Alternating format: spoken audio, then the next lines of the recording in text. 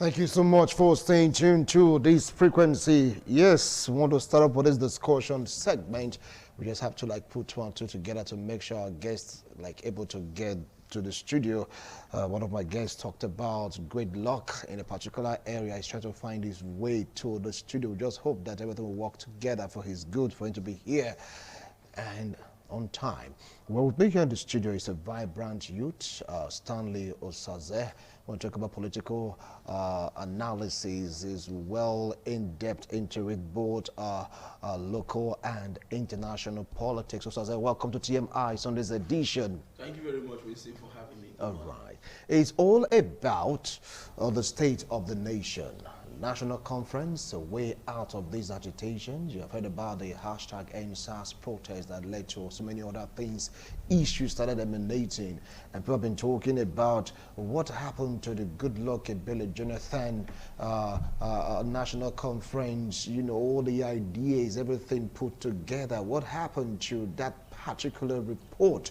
Isn't it high time we used it right now, or should there be a call for a national, another national conference for everyone to sit down from the 6th geopolitical zone to air their views and, of course, air their mind on the way to move this country forward?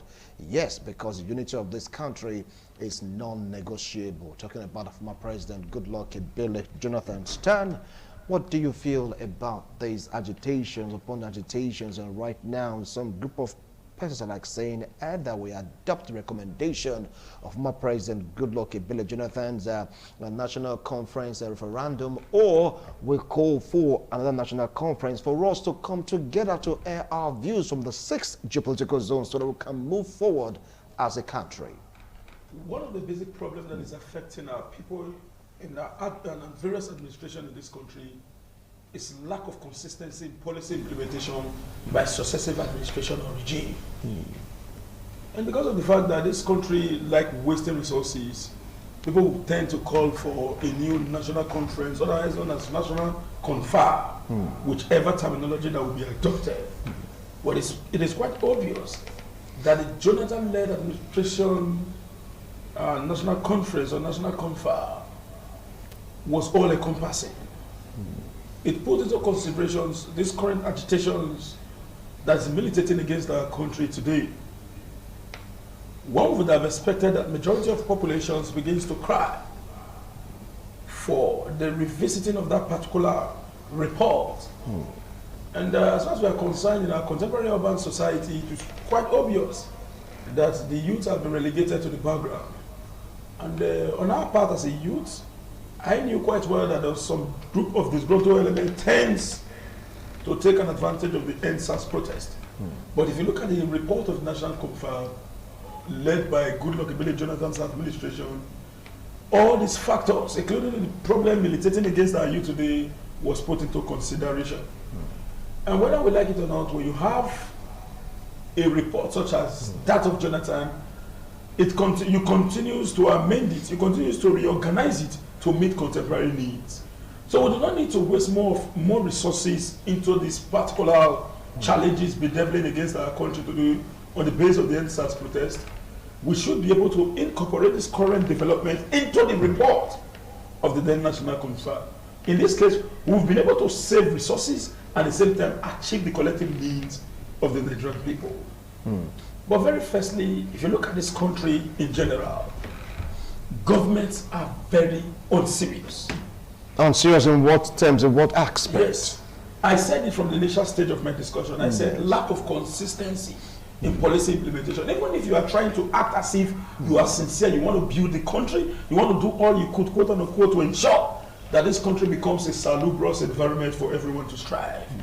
When you jettison little things like the National Confer led by Goodluck Ebele Jonathan and every other policies that have been established by successive previous government, it therefore means that even if you are showing physical strength and ability, that government is adopting a lukewarm attitude, otherwise known as a lackadaisical attitude. So on our part, we expect seriousness on the basis of the fact that government should be able to revisit all this. Now, as we speak today, our government, the problem militating against our country is very clear. Government tends to think for the people. Instead of consulting the people, to come out with development that will satisfy the needs of the people. Let me give you a classical example. As a professional sampler now, one of the problems we identified that is affecting our urban society today in Nigeria is that instead of government to call on the people to tell them what they need, government tends to think that these people in this area needs this, whereas there are core issues needed by these people. Now, how will you achieve all this? There is room for negotiation and consultation. The question is, how many times have you seen a town hall meeting by the President of the Federal Republic of Nigeria saying that, yes, we want to do so and so thing. We want to ask Nigerians, what do they really want? It is not in existence as far as Nigeria is concerned.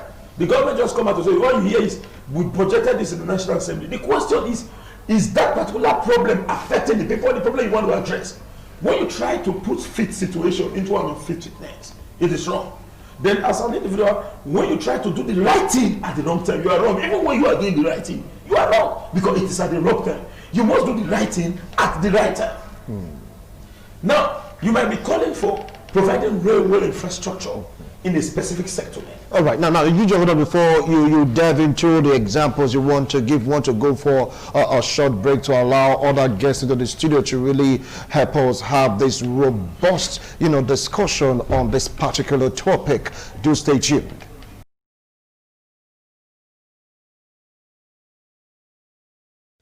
Thank you so much for staying tuned and just joining us right now in the studio is a legal practitioner, a vibrant youth. Join me to welcome Osayuki King. Osayuki, welcome to TMI Sunday's edition. Thank you for having me. All right. Good morning, viewers. All right. Now, starting with you, we're talking about the government of the day just budgeting without consulting the people. Take it up from there. Now, let's take an example. Government tends to provide railway infrastructure in a specific settlement. That is what government thinks is important. You will just be surprised. The same population in that area needed just a neighborhood. So because of the fact that there are no due consultation, there is a very strong discrepancy between government and the people. The need gap is not put into consideration before coming out with exorbitant budget. No matter the effort of government, people will not recognize the fact that such government is doing what is right. So the truth of the matter is very simple. If we want to be able to achieve what is right in this country and want this country to move in the right pedestal, we should be able to engage in negotiation and consultation. And as well, ensure that we must adhere strictly to consistency in policy implementation. Now, when you check the Nigerian policy framework, you agree to the fact that Nigeria is very good in coming out with good policies and idiosyncrasy that can better the society. But the question is, what is the level of implementation? When there is change in government, because we have every 4 years in an administration. And 4 years to be candid with you is not always enough. That is why the Constitution recognizes the fact that if someone performs expeditiously, he should be able to get the opportunity to go beyond that particular time. Let's take an example of the situation that happens in the United States. President Trump has his own agenda. Now, because of the fact that American people are not satisfied with his actions, they decide to say, no, we are preventing you. And now they bring in new person. Is it not important for the next government to ensure that most projects that was people-oriented sees the light of the day? But in the case of Nigeria, when a new government comes, he or she wants to establish a new one, the former one will remain in the state of moribund, or otherwise a white elephant project. Right. So the truth of the matter is simple. If we want to address the problem of NSAS or any other problem affecting this country, let us upgrade the existing Jonathan's report as far as the national confab is concerned. Right. Spending huge amount of resources again to organize a new one that will not see the light of the day, because after 3 years plus this regime will elapse. The question is, are we not going to have series of reports? The Obasanjo administration has its report. Abacha has its report. President Umaru Musa Yar'Adua has his report. Jonathan has his report. Don't be surprised. Buhari may eventually have his own report. You will recall that President Muhammadu Buhari received a document sometime 2 years ago in respect to the SACS issues. Have they been implemented? So we should not think of more national conferences. We should begin to think of implementing the existing one so as to be able to create a salubrious environment for Nigerians. All right, I will come back to you, Stan. Now, Barrister Kings, he talked about no need to call for another national conference at the former conference which was termed confab, yes, by former President Goodluck Ebele Jonathan should be looked into to at least solve this myriad of agitations bedeviling the country. What are your views on this? I subscribe to the opinion of my brother here. You see, I was privileged as a student of University of Benin some time ago when that confab was on. Professor Eddie Eragbe, he was a member of that confab, and we had a discussion with him, student union government, and we had the program. And himself and some other persons who were members of that confab, they actually gave us an insight of what was contained or what is contained in that document. And I tell you, if 1/3 of what is contained in that document is implemented, Nigeria will see the light. Nigeria will move forward. Because our problem in this country is not the reports, or yes, we know we have some constitutional problem that's hindering our progress as a nation, but we have the bigger problem of implementation. Implementation of what we have on ground. And I mean, if you look at that confab, for instance, several issues were raised. For instance, while we were talking about the issue of state creation, other persons were talking about the issues of regionalization. And the confab came with a very good report on that, to the extent that if state A and state B decides to come together to form a region, let it be within their purview if they want to put resources together. And mind you, talking about resources, the problem we have today, when we talk about restructuring, everybody have different ideas and definition of restructuring, but the bottom line there is the natural resources. Natural resources in the sense that the Constitution has placed the country in a very difficult position, because in our Constitution, Section 44 is trying to, it's like an economic principle, and that has politicized the Constitution. The idea of a Constitution is for distribution of powers, and perhaps to ensure social justice in the society, and not to become a mode of a sharing formula of the natural resources. And I tell you, that section is alien to our style, in the sense that section was called from the British ordinance. When the British came, all they were interested in is to get our resources and get our things and take it over there to Europe. So all they needed to do is to create a law that we cede these resources to them. And that same law has found its way to our Constitution. And here we have the problem up to now. You understand? So we should start looking at implementation, and if we have to revisit or call for a confab, we should look at the Constitution. The Constitution we have as a people today cannot take Nigeria to where we want to be. That is just the way it is, and we should just take it. If we want to move forward, we must revisit the Constitution. And there are some clauses there. I just mentioned Section 44. Yeah. We can't move forward. The Constitution has bring Nigeria to look like a unitary system of government or a unitary state, and we profess that we practice a federal system of government. The Constitution has given so much power to the center, to the extent that it looks as if we have a paramilitary democracy, and that is not what the spirit of the law should be about. All right.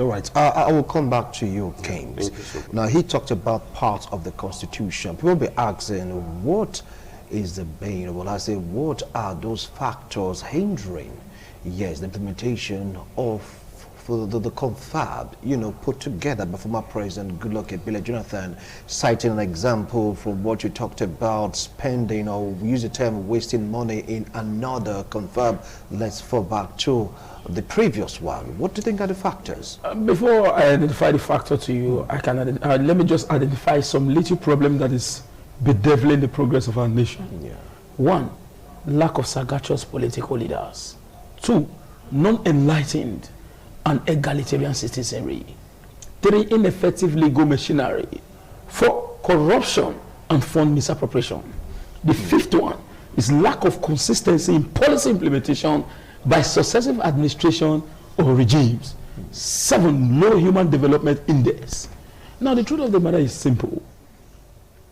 The reason why you are seeing the United States of America, which we all are citing as a classical example, is progressing because of the fact that majority of the populations are aware of what the country ought to be. And the rules and regulations as established by the founding father of such nation is embedded in the hearts and minds of all Americans. Education is not the key word in the United States of America. The key word is the level of enlightenment and the level of patriotism in the hearts and minds of the people. But when I say education is not the key word, I'm not saying that education is not part of enlightenment. But what I'm saying is the people, the formal education that we consider as education is not just the key word. That is why to some of us, we strongly believe that when you want to define education, you are going to look at it from the angle of both formal and informal sector. A man who attended a well-orchestrated alma mater is educated. A man who is enlightened, who is just a mere roadside mechanic, who is enlightened, who understands the nitty-gritties of the law as well, is an educated person. That is what ought to be done. So the truth of the matter is very simple. When you have corrupt system, when you have individuals stronger than the institution of a nation, it therefore means that there is no way such country can grow. Now let's give a classical example. If you and I identify the fact that one particular man in this territory is our problem, because of the resource competencies of that individual, he or she has a way of manipulating the process to satisfy his need. If peradventure my fellow panelist comes out to say, we are enlightened, we will not allow this man to move freely, what he did is against this country is wrong, it is still same Usak will not quoting the youth that will come out to say, what's your problem? Now my guy you the turtle. Exactly. Now my guy you the turtle. The guy will be inside controlling the border force, mental horizon with the naira. This is corruption in itself. So the truth of the matter is very simple. If you begin to identify the problem bedeviling against our nation, it's so numerous that can never be overemphasized. But I think this is the only reason why I love the activities of the NSAS and I am against the activities of hoodlum, disgruntled element who tends to take an advantage of the democratic infrastructure in the country to perpetuate evil. But the truth of the matter is simple.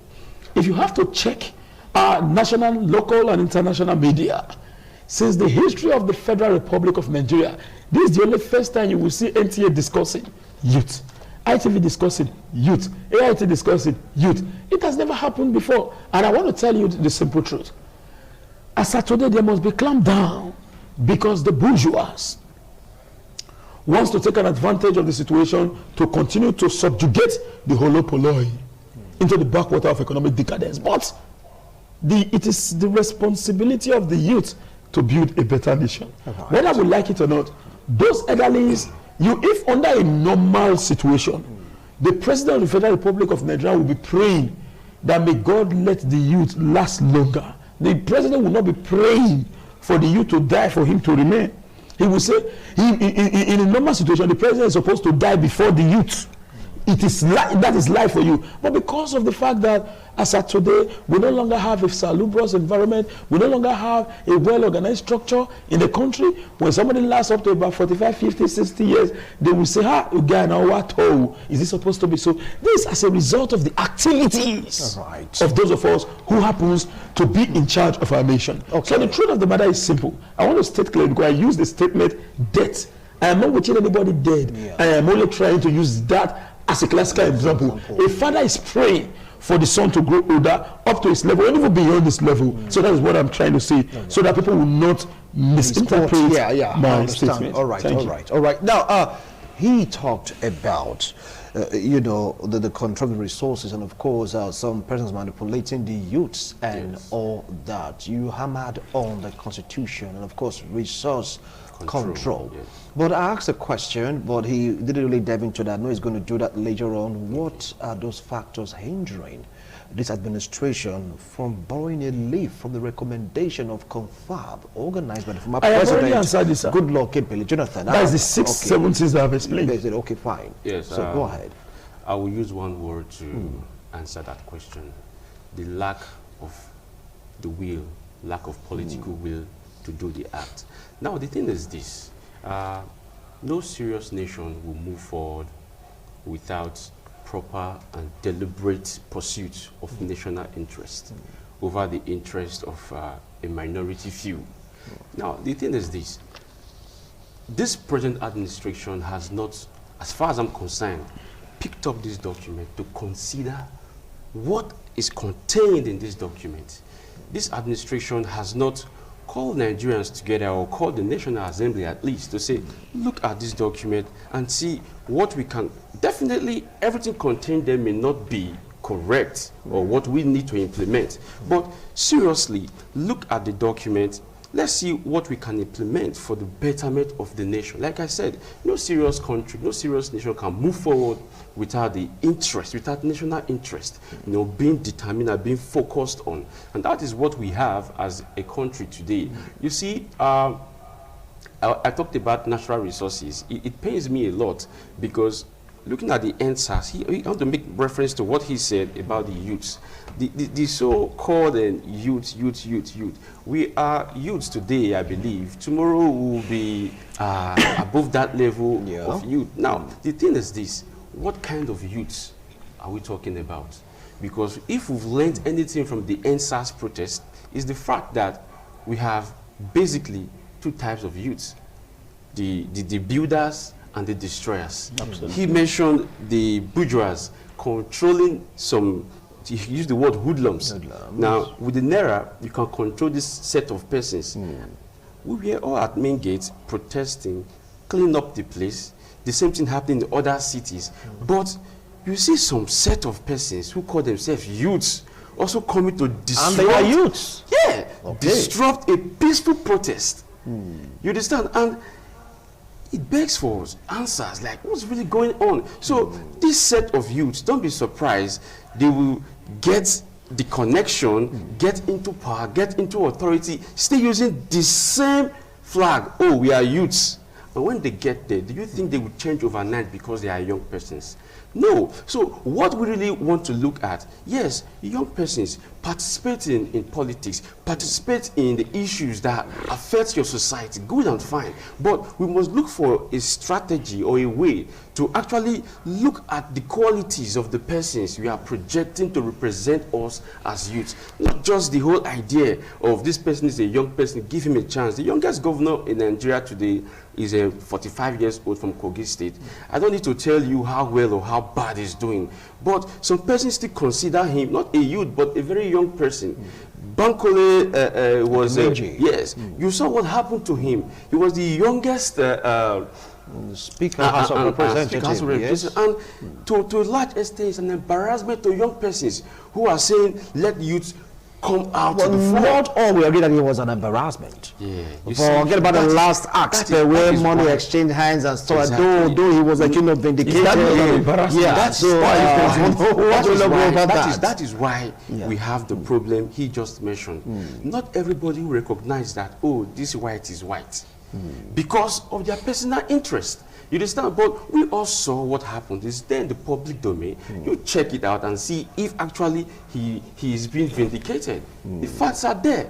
So young persons should be encouraged to go into politics, to go into, the public space to determine what happens, what affects them, what affects the society. Because no nation will grow without the inputs or the glorious deeds of young people. And they should be encouraged. But however, we must be very mindful not to put the tag or the hashtag youth in front of competence, in front of what a person can do.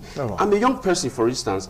If I've been known to be doing A. By the time I get to 50 or 60, you don't expect me to just wake up one morning and start doing Z.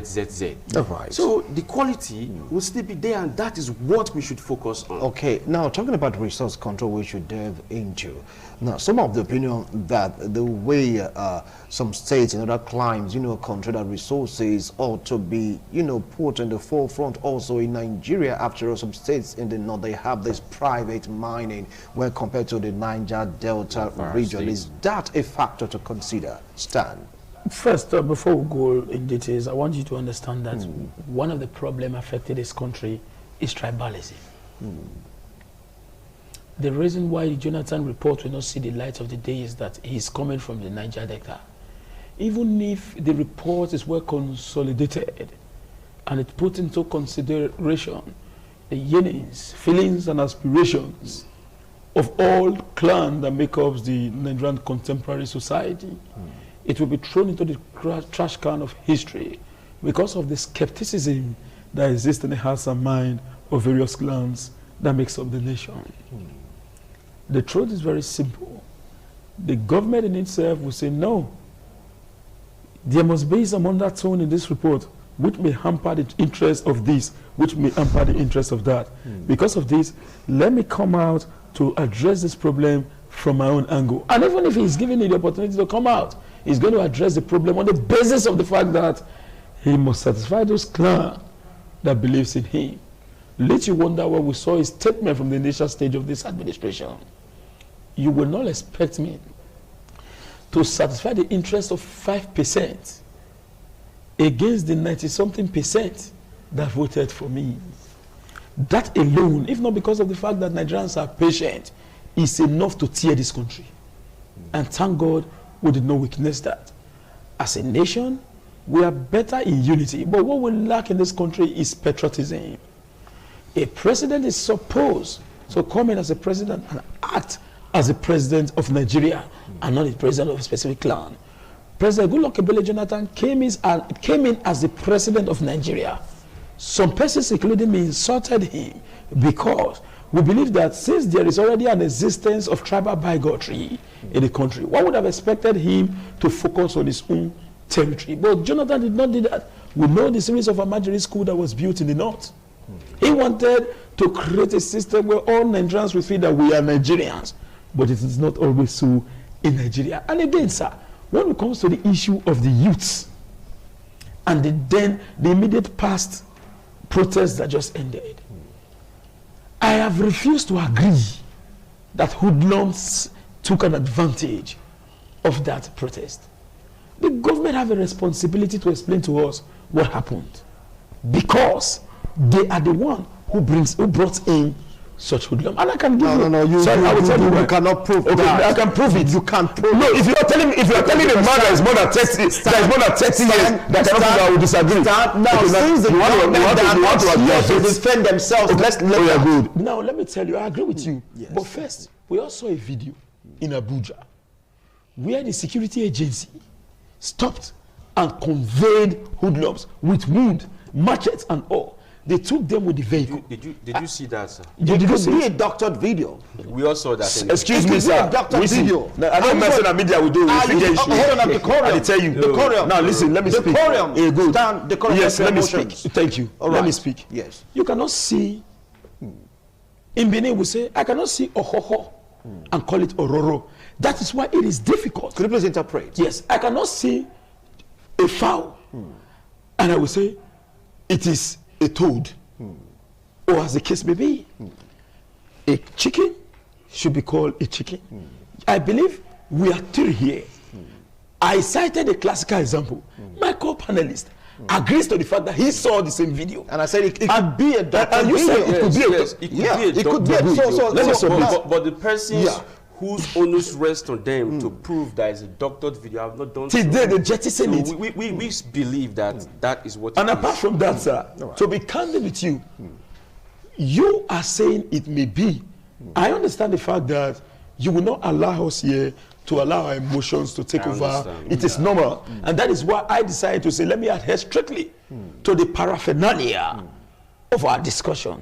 But you almost aggravated me because you cannot. I came from a civil society background. I know that. So it will be very difficult for me to see through and begin to burn it. So let's go beyond that. So I am saying authoritatively that even if you claim that we don't have an evidence, the government have a responsibility to come out to debug that video, because that video went viral. I have it here, and if you think maybe I'm lying, I can give it to your VCRO to play. We've seen the video already. Please continue. Thank you. So because of that, what will you expect from a leadership who is already threatened by the fact that the youths are waking up on a daily basis? Now let me tell you, To be able to mobilize Nigerians in the past is very difficult. As at now that it has started, just a tip of your hands, Nigerians will come out again. Right. So nobody should come out to label the youth that, hey, this one, no, I see no hoodlum apart from those commissioned to paint them with bad name, so that it will be pretext for what we saw in Lekki to transpire. Right. Now, beyond that, we've agreed to the fact that there are problems bedeviling this our nation, which is fact. But the truth of the matter is simple. Tribalism, tribal bigotry, and for the fact that the government of the day wants to protect the interest of the privileged rich, you continue to have this kind of hiccups. But you will not agree to the fact that there is protection of the privileged rich. Just recently, the CBN came out to say those who orchestrated the NSACs, they want to freeze their account, and as we speak, Nigerian youths are already organizing a petition to create visa ban. Let me advise, this is an advice to the nation and to the leadership of this nation. It is good to give a better administrative framework, but get it clearly. If they fail to do what is right, a time is coming, humans will begin to turn themselves into predator. And at the end of the day, people will eat people. Do get to that. Nobody will eat anybody. I just said something. I deliberately refuse to answer the question you posed to me. I want to address that area because you are taking me off. Thank you, Stan. Thank you, Stan. Well, what about him say his opinion, but still, since we cannot prove it, we just have to let it be. And no cannibalism. No, since you cannot prove it, we can prove it. Now, let me come to Kings. Stan, watch your emotions. Thank you. I'm watching it. So, but do not aggravate my emotions. Now, Kings. He talked about tribalism being one of the factors really making the Goodluck Ebele Jonathan confirm, recommendation that it may not see the light of the day. Do you share the same views and opinions with him? You see, as Nigerians, many of us, we are experts when it comes to talking about the problems of Nigeria. He's correct. Tribalism, ethnicism, and the likes, even religious differences, all these are things that pull the strings that bring us together as a people, and definitely is a problem we are facing as Nigerians. It's like a cog in the wheels of our progress. But the thing is this, you should look more at the solution, because we may be at the hems of affairs tomorrow. All right, now, Kings, I have to cut it. We want to go for a break. When we return, you continue with your train of thought. Okay, just stay tuned. We'll be right back. It's all about a call for national conference, a way out of all these agitations, all in the state of the nation. We'll be right back.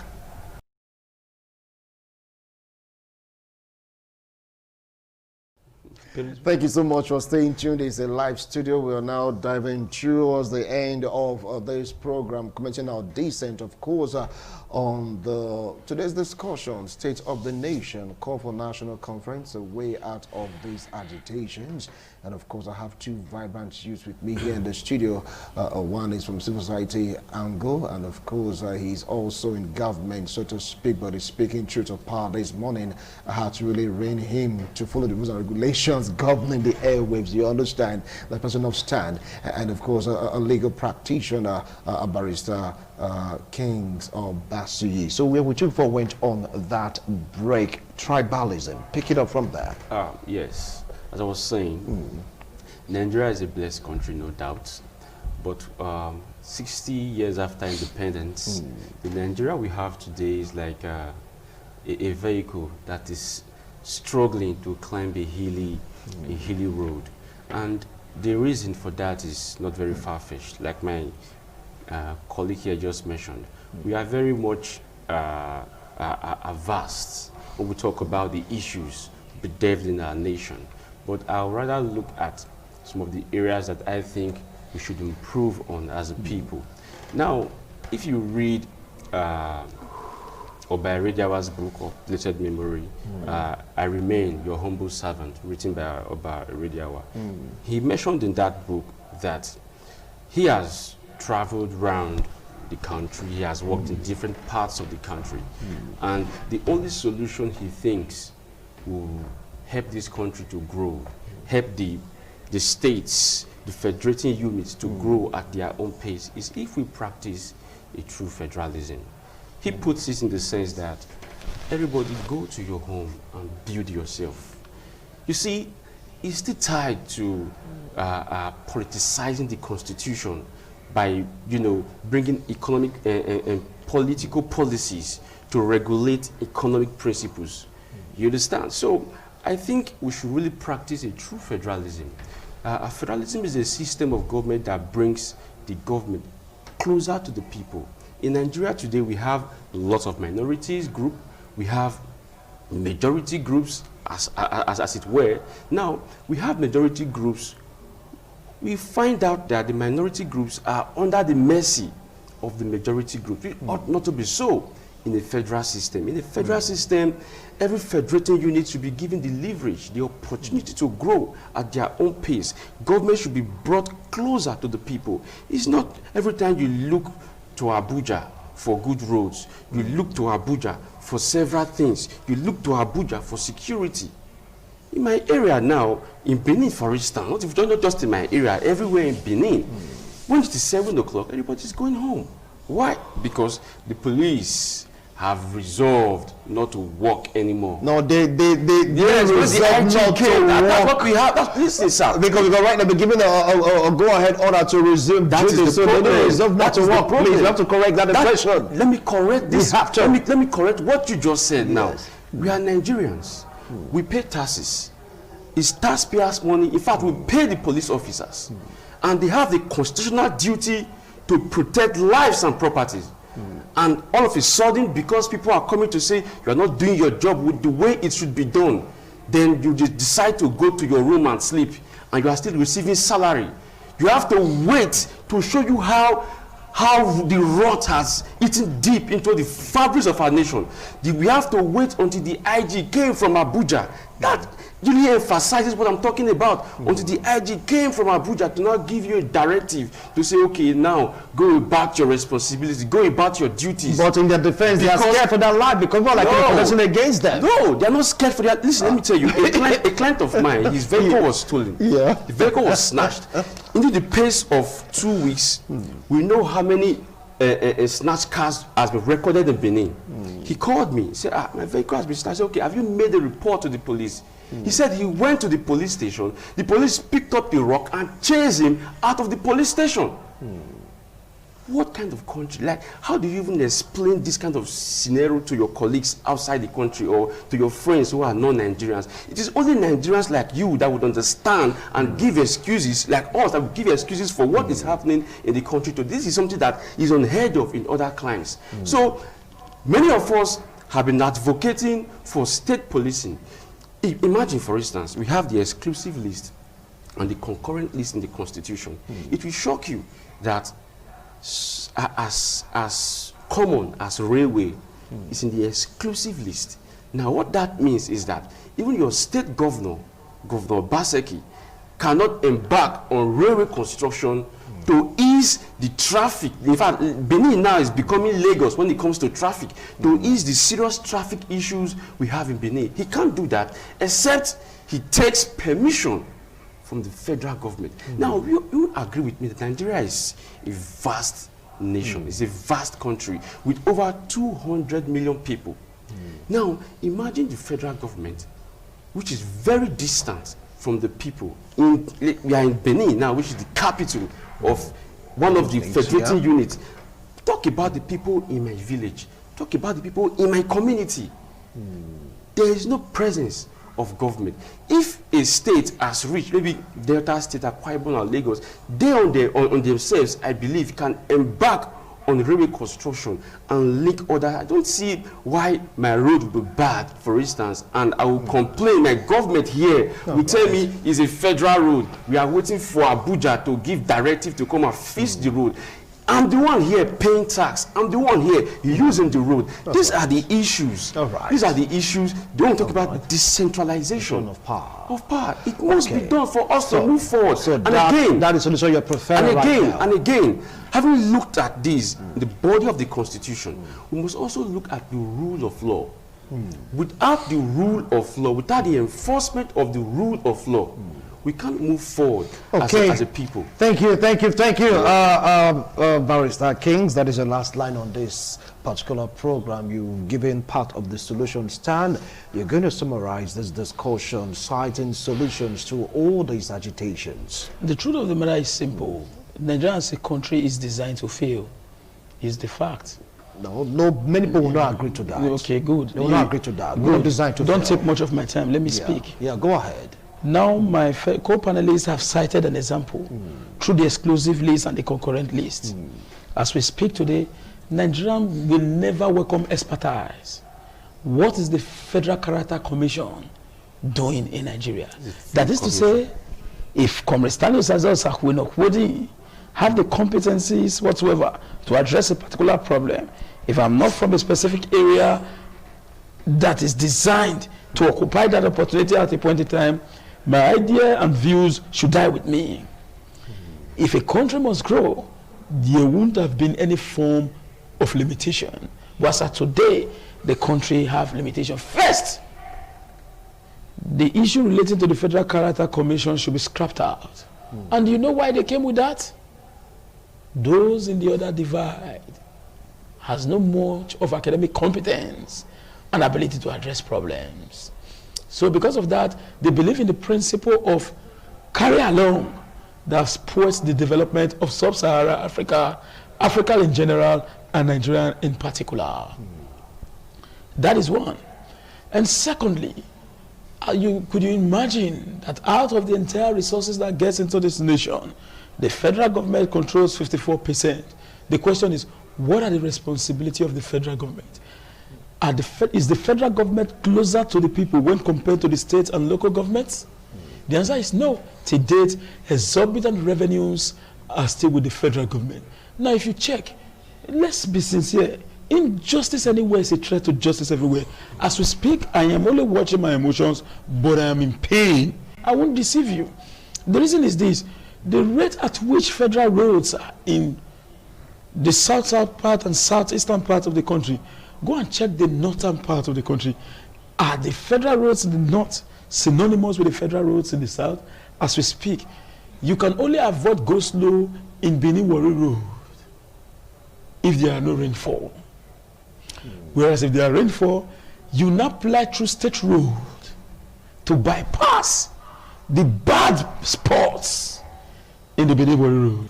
Now the question is, higher wage Governor Godwin Obaseki refused to open the airport road houses down to their work bars and the rest, to Obayanto and all those other communities. How do you expect Edo people to bypass that particular traffic imbroglio that's militating against our people? Now we are complaining here that our roads are bad, even when we provide over 70 to 80, 90% of the entire revenues of this country. If not because of armed banditry, we wouldn't have been aware of the fact that Nigerians have gold in Zamfara State. Banditry, which is supposed to be a problem against the nation, was not seen as an opportunity to be aware of the gross injustice in this nation. So the truth is simple. You must first of all remove the issue related to the Federal Character Commission, and we must be sincere enough to live as one, because as we speak today, I said it, and I've been able to prove beyond reasonable doubt that Nigeria is built on the basis of injustice. And if we want this country to move forward, the only panacea is to first of all root this cancer, this cankerworm of injustice out of this nation. All citizens must be able to operate on the basis of absolute egalitarianism. That was why I said from the initial stage that one of the problems militating against this country is egalitarianism of population. Thank you so much, gentlemen. I appreciate a wonderful analysis. Yes, it took them efforts, all the zeal, the muscle within the entire being to follow rules and regulations because of the burning issues. Sometimes be like, come on, it ought not to be. But all the follow rules and regulations governing the airwaves. The points have been gotten. I'm listening with you. And of course, whatever you hear them say is their opinion. They keep saying that. It has nothing to do with this station. But the truth, the same must be spoken. That's what we are we designed to fail, or are we designed to succeed? We are designed to fail. Out there doing your job, I also here doing my job to form a strong unified country. What are you doing? Is it to fail or to succeed? If it's to fail, you have to have a rethink. We said have a rethink. Like what he said, uproot that strain or cancer of injustice. Let there be a balance. And of course, we have this mentality that we are one. And that's it from all of us in the studio. Bye for now.